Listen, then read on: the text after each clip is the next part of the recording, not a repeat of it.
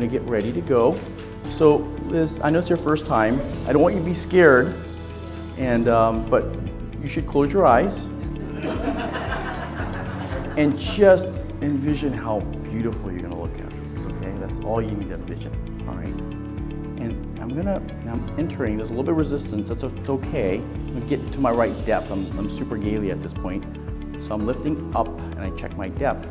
And then now I'm gonna count to 3, and this is gonna be really, really fast, Liz. I'm gonna count to 3. I want you to take a really deep breath on the count of 3. 1, 2, 3. Take a deep breath.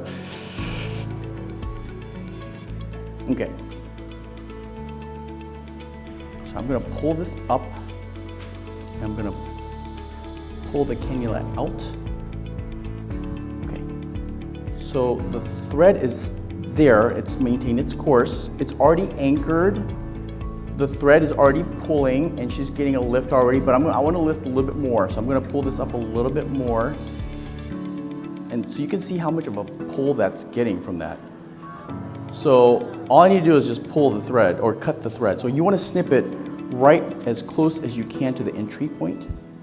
1, 2, 7. And so that's one thread, and I'm going to put another thread in. And there you go. I'm going to just cut the barbs, and yeah, it already popped down by itself. So now, and if you want, you can showcase that. Can you see that one side's pulled and the other isn't? Good job.